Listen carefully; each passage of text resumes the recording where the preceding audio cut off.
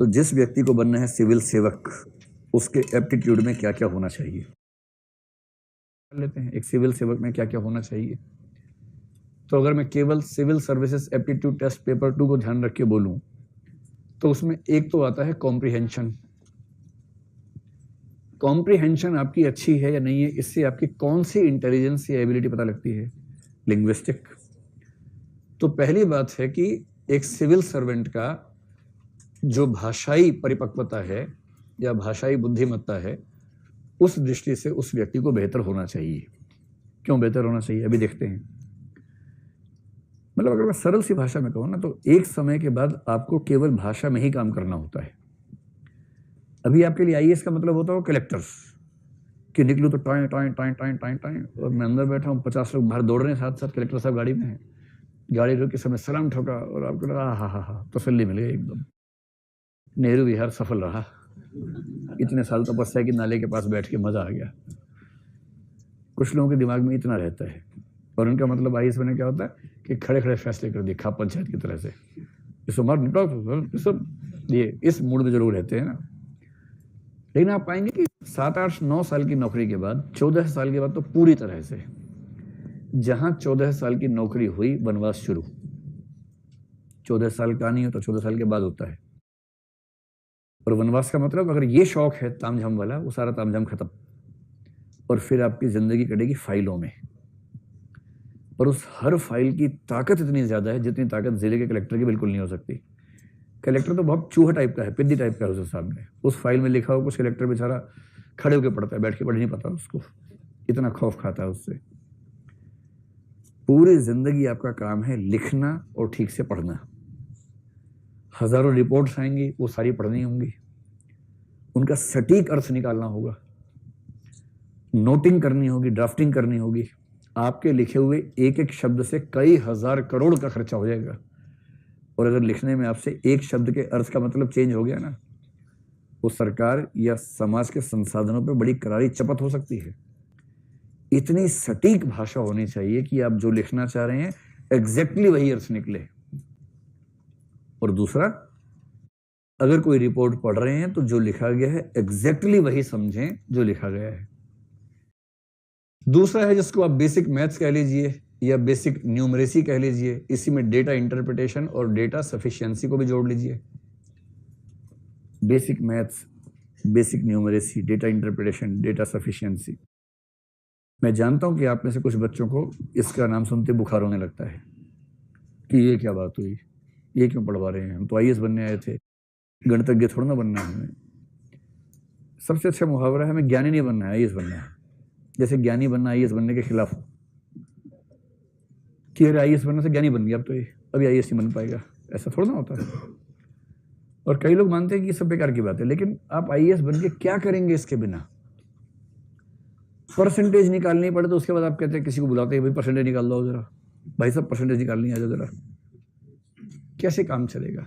आपको जिला संभालना है, जिले का पूरा बजट आपके पास है, 1000 तरह के खर्चे हैं, कौन सा खर्चा किस मद में किस तरह से हो, जब तक आपको डेटा समझ में ना आता हो। पिछले 10 सालों की रिपोर्ट्स आप तुलनात्मक रूप से किसी पाई चार्ट से या किसी टेबल से ना समझ पाते हो। जिस टेबल में 3 या 4 तरह के फैक्टर शामिल हुए, टेबल पढ़ने में माथा खराब हो जाता हो, समझ नहीं आ रहा हो कि कैसे पढ़ें इसको। एक टेबल बनानी पड़ जाए, टेबल बन ही नहीं रही आपसे, मल्टीपल फैक्टर वाली टेबल। आप बिना डेटा को समझे, बिना डेटा को रिप्रेजेंट करना सीखे, कैसे उस सारे फंड्स के एलोकेशन को समझ पाएंगे और मैनेज कर पाएंगे जो करना है। आईएएस या आईपीएस बनने डंडा नहीं लाना होता, डंडा घुमाना बहुत छोटी बात है। आईएएस आईपीएस बनने के बाद, स्पेशली आईएएस बनने के बाद, आपको देश के सारे रिसोर्सेज को मैनेज करना होता है।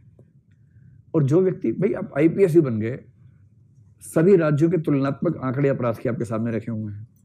आपके जिले में पिछले 5 साल के अपराध के आंकड़े तुलनात्मक रूप से कोई वेन डायग्राम चार्ट में है, कोई टेबल में है, कोई ग्राफ में है, और आप कह रहे हैं किसी को बुलाओ भी समझा के बताओ क्या लिखा है इसके अंदर। ईमानदारी की बात बता रहा हूं आपको मैं, जो लोग आईआरएस बन के जाते हैं ना इंडियन रेवेन्यू सर्विस में, उनके जो जूनियर्स होते हैं असिस्टेंट, वो आते हैं एसएससी से, ठीक है, एसएससी जानते हैं ना। और एसएससी में क्या पूछते हैं, गणित आनी चाहिए, रीजनिंग आनी चाहिए, इंग्लिश आनी चाहिए। और वो गणित, रीजनिंग, इंग्लिश में इतने हाई लेवल के लोग होते हैं, जबरदस्त उनकी पकड़ होती है इन चीजों में। रीजनिंग, उनसे आप रीजनिंग चलते पूछिए, सभी जगह कुत्ते बोलेंगे हाँ हाँ चलो आगे बताओ, सारे कुत्ते गिलास हैं, ऐसे जवाब देंगे तो बढ़िया। और वो बनते हैं रेवेन्यू में असिस्टेंट। तो वो असिस्टेंट है, यानी प्रमोशन के बाद बनेगा ITO, इनकम टैक्स ऑफिसर, और ITO लंबी प्रमोशन के बाद बनेगा assistant commissioner of income tax, जो कि आप बनेंगे ज्वाइनिंग के दिन, ACIT। और ये SSC वाला व्यक्ति 11 साल की सर्विस के बाद ACIT बनेगा, जो आप डे 1 पे बनेंगे। असली बात आप सुनो, कई ऐसे असिस्टेंट कमिश्नर इनकम टैक्स होते हैं, IRS बन गए, अकाउंटिंग आज तक सीखी नहीं है, क्योंकि स्कूल में नहीं पढ़े अकाउंट्स, आर्ट्स पढ़े हुए थे, मैथ्स आता नहीं है, CSET में रीजनिंग और कॉम्प्रिहेंशन से काम चल गया था, क्वालिफाई कर लिया था। इंग्लिश आती नहीं है, हिंदी माध्यम से है, इंग्लिश उतनी ही आती है कि बाई चांस क्वालिफाइंग पास हो गया मेंस में, पीली चिट्ठी नहीं आई। ठीक, ये बहुत रेयर कॉम्बिनेशन है, ऐसा कॉम्बिनेशन बहुत सारे लोगों में होता है, बहुत लोगों में है। और इंटरव्यू ठीक से हुआ, सीधे IRS में लैंड किया, ट्रेनिंग हुई IRS की, ट्रेनिंग में आते हैं CA, इनकम टैक्स एक्ट सिखाते हैं, और इस आदमी के दिमाग का धुआं हो जाता है इनकम टैक्स एक्ट समझ के। इनकम टैक्स कैलकुलेशन सिखा रहे हैं, कॉर्पोरेट टैक्स कैलकुलेशन सिखा रहे हैं, उसको लग रहा है कि अरे यार औरंगजेब कहाँ चला गया। हमें तो उसमें मजा आता था, ये क्या क्या सिखा रहे हैं हमें और ये क्यों सिखा रहे हैं। उसके बाद फाइनल हो गया, ट्रेनिंग पूरी। ट्रेनिंग में पास करना ट्रेनिंग एकेडमी की नैतिक जिम्मेदारी होती है, वरना UPSC पे सवाल उठ जाता है। तीसरा है रीजनिंग और एनालिटिकल स्किल्स, क्योंकि आपको बेसिकली हर चीज का रीजन समझने की क्षमता हो और आप रीजनिंग से सही फैसले निकाल सके। IAS बनने के बाद, सिविल सर्वेंट बनने के बाद बेसिकली जीवन भर आपको केवल सही फैसले करने हैं। गिवन इन्फॉर्मेशन, सूचनाएं आपके पास है, उनकी ठीक से प्रोसेसिंग कर ली और उस प्रोसेसिंग के बेस पे एक सही रीजनिंग का इस्तेमाल करते हुए ठीक फैसला कर लिया, इतना ही करना है। इसके लिए आपकी रीजनिंग की पावर अच्छी होनी चाहिए। रीजनिंग की पावर का मतलब वही नहीं होता सभी कुत्ते गधे हैं, सभी गधे बैलगाड़ियां हैं, वो नहीं होता। इसका मतलब दिमाग विश्लेषणात्मक तरीके से चलना चाहिए, तार्किक रूप से चलना चाहिए। और ये CSET में भी आता है। और अगर मैं कहूँ कि एनालिटिकल स्किल्स की परीक्षा करने के लिए GS मेंस तो है ही, विशेष रूप से ऐसे भी है, ऐसे के पेपर में लिखा ही होता है कि ये पेपर एनालिटिकल स्किल्स की परीक्षा करने के लिए। कितना अच्छा है। जिस व्यक्ति की भाषाई क्षमताएं ठीक हैं, जिसको बेसिक मैथ्स डेटा वेटा समझ में आता है, अगर आपको पहलवान बनना हो तो इसकी जरूरत नहीं बीच वाले की, है ना। पहलवान के लिए जो चाहिए वो अलग चीज़ है, लेकिन आपको सिविल सर्वेंट बनना है भाई, सीधी सी बात है ना। ऐसे ही रीजनिंग बेसिक लेवल पे आती हो। चौथी बात है डिसीजन मेकिंग और प्रॉब्लम सॉल्विंग आपकी ठीक हो, और CSET में ये भी आता है, क्योंकि अंततः जीवन भर क्या करेंगे, डिसीजन मेकिंग करेंगे, प्रॉब्लम सॉल्विंग करेंगे। आप कलेक्टर कुर्सी बैठे हैं, गद्देदार कुर्सी, बहुत खुश है, बहुत मजा आता है। फोन आया कि दंगा हो गया सर, आपने कहा तो चलना होगा फिर तो, तब तक दूसरा फोन आया, शहर के दूसरी तरफ एक और दंगा हो गया है, इधर सांप्रदायिक दंगा हो गया है, उधर जाति दंगा हो गया है, एक ही जगह जा सकते हैं, फैसला करो सर कहाँ जाएंगे। आपके रुको नोट्स निकालता हूँ, पहले बार नोट्स में मिल नहीं रहा कहाँ जाना चाहिए, ऐसे में क्या होगा। प्रॉब्लम सॉल्विंग स्किल्स चाहिए, और साथ में कौन सी स्किल चाहिए, लीडरशिप स्किल चाहिए। और लीडरशिप का एक खास मतलब होता है इंटरपर्सनल स्किल्स या कम्युनिकेशन स्किल्स, जो CSET का पाठ्यक्रम पूरा का पूरा। कितना अच्छा सिलेबस है। इंटरपर्सनल स्किल्स और कम्युनिकेशन स्किल्स, इन्हीं को मिला के मोटा मोटा बोल दीजिए लीडरशिप स्किल्स। आप कलेक्टर हैं, मजाक थोड़ा है, लोग दंगा करने पे उतारू हैं, आप वहां पहुंचे हैं, आपकी कार देख के, टाइम देख के ऊपर लोग 5 मिनट में रुक जाते, दंगा रोक देते हैं, रुको कलेक्टर साहब आए हैं। इतना वजन तो है आपकी गाड़ी में, आपकी सत्ता में, आपके साथ जितने स्टाफ के लोग जाएंगे, उसको देखते ही 5 मिनट का विराम तो हो जाएगा। अब 5 मिनट का विराम आप स्थायी विराम बना पाते हैं, या 5 मिनट के बाद आप भी उनके अंदर लिपट गए हैं, इतना ही अंतर है। और जिसने वहां जाके आंख से आंख मिला के बात ठीक से की और कन्विंस करके समझा दिया सबको, और हजारों की भीड़ के बीच में बिना डरे अपनी बात कही और धमका भी ठीक से दिया, इतना प्यार मोहब्बत से और ऐसा धमकाया कि धमकी लगी भी नहीं और धमकी लग भी गई एकदम। फिर किसी में इतनी हिम्मत नहीं कलेक्टर से पंगा बोल ले सके, कलेक्टर की ताकत बहुत ज्यादा होती है, पर इसके लिए चाहिए कम्युनिकेशन स्किल्स। वहां आप ये नहीं कह सकते कि मैं तो बहुत अंतर्मुखी हूं, मैं कहाँ ले आया मुझे, ये दंगा करने वाले सारे मेरे ऑफिस नहीं आ सकते क्या, पहले मेरे ऑफिस आके बात करें, फिर दंगा खेलें उसके बाद, ऐसा थोड़ा होगा। सड़क पर उतरना होगा हजारों लोगों के बीच में, तब उनसे बात करनी होगी और आंख से आंख मिला के, ऐसा ठीक नहीं है। कह रहे कलेक्टर साहब हम तो ऐसा करेंगे, आप कह रहे नहीं आप ऐसा नहीं करेंगे। सर हम तो करेंगे, नहीं आप नहीं करेंगे। मैं कह रहा हूँ आप नहीं करेंगे, करोगे तो आखिरी बार करोगे, ये कान में बोलना है। तुम्हारे घर में 4 मेंबर्स हैं ना, चारों उठवा लिए मैंने, एक कान में बोलना है। अब चेहरे पर मुस्कुराहट रखते हुए मेरे साथ चलो और अपने सारे साथियों को बोलो हथियार डाल दो, वरना मैं फ़ोन घुमा रहा हूँ। और आज दंगे में कई लोग मरेंगे ही, तो चारों मर जाएंगे, पता भी नहीं चलेगा कैसे मरे। करूँ फ़ोन, तो ये क्या बात हुई, बस बात यही हुई है, यही बात है। ये तो राज्य ऐसा नहीं होता, संविधान में आर्टिकल सारे मत पढ़ा, वही पढ़ के पास हुआ मैं IAS में, इतने पढ़ा दूंगा आर्टिकल, भूल जाएगा सारे आर्टिकल, चुपचाप सबको घर भेज दे, समझ गया। दूसरे धर्म वाला खुश हो गया, इधर तेरे घर के भी है मेरे पास, तो हीरो मत बन, इतना तोड़ूंगा, अकेले में बोला कि इतना तोड़ूंगा हड्डियां गिन नहीं पाओगे कि हड्डियां की पसली है, पता नहीं चलेगा।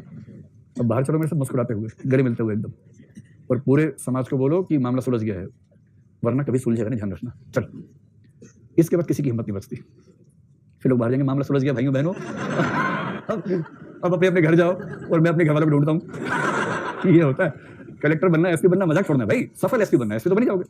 सफल एसपी होना, सफल कलेक्टर होना, उसमें ऐसी ऐसी मुश्किल सिचुएशंस आपके सामने आएंगी, और जिसने झेल लिया, मतलब ऐसे में कुछ लोगों को जानता हूँ IAS में, वो इतने प्रिय हैं सरकारों के, मतलब हमारे विद्यार्थियों की बात कर रहा हूँ, सीएम के दिमाग में एकदम स्पष्ट रहता है कि जो जिला किसी से संभलेगा ही नहीं, पुलिस की बात कर रहा हूँ, तो दंगा फसाद कुछ भी हो सकता है, इतना सेंसिटिव जिला है। सीएम अपनी मीटिंग में एक ही बात कहता है, एक्स को भेज दो, खत्म बात। और क्योंकि सीएम होम मिनिस्टर भी खुद ही होता है आमतौर पर हर राज्य में, तो सीएम के पास ही पुलिस डिपार्टमेंट होता है, तो सीएम सीधे उसको बुला के बोलता है, यार वो जिला संभाल लो 6 महीने, उसको ठीक करो, फिर अगला जिला देंगे, 5 साल में 12 जिले ठीक करने हैं तुम्हें।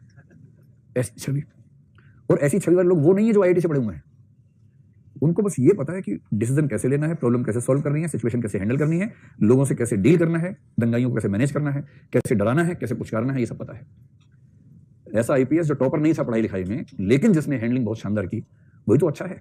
IIT का टॉपर था, यहाँ के IIT खेल रहा है, तो फिर क्या फायदा होगा उसका, उससे क्या होगा उससे। तो ये सब क्षमताएं अगर किसी व्यक्ति में हैं, तो हम कहेंगे उसके पास सही एप्टीट्यूड है सिविल सेवक बनने का।